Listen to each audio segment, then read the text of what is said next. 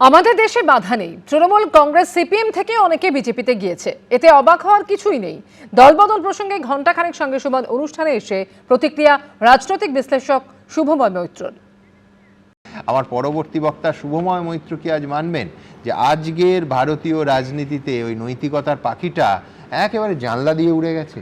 কংগ্রেস থেকে, তৃণমূল থেকে, সাধারণভাবে সিপিএম থেকেও অনেকে বিজেপিতে গেছেন এবং আমাদের দেশের খুব একটা বাধা নেই এখানে। মতাদর্শ ব্যাপারটাও কিন্তু যখন আমি প্রফেশনাল একটা পেশাদারি রাজনীতি করব এবং আমার ভাবনা আছে যে আমি কোনো অন্য রাজনৈতিক দলে যেতে পারি, আমার ওভারঅল ভাবনায় কোনো অসুবিধে নেই। আমরা তো এখানে এমন কোনো গোপন দল করছি না যে দলটাকে দেশ ব্যান করে দিয়েছে, ফলে সেই জায়গায় এক দল থেকে অন্য দলে যেতে পারেন। সায়ন্তনবাবু যদি রাজ্যসভা আমায় পাঠাতে চান বিজেপিকে প্রশংসা করার জন্য, সেই লোভ আমি আপনি পাঠাবেন না আমি জানি, কিন্তু সেই লোভ আমি কতটা সম্বরণ করতে পারবো সেটা আমি বলতে পারবো না। বাকিরা যারা খুব সঠিক মতাদর্শে আছেন তারা তাদের মতো করে বলতে পারবেন।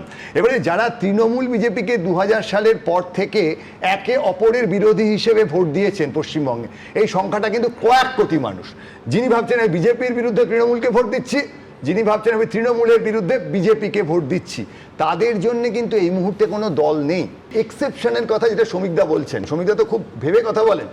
উইকিতে দেখলাম the exception that proves the rule, third person singular number, ওই যে প্রুভস বলতে হয়, এক্সেপশনস প্রুভ দ্য রুল নয়। এবং গাদা গাদা সবাইকে নিয়ে নিলে ওটা এক্সেপশন থাকে না। এই যে 20 জন বা এদেরকে বিজেপিতে নেবো কেন? এরা যদি আমি ওদের যদি ম্যানেজ করে নিতে পারি,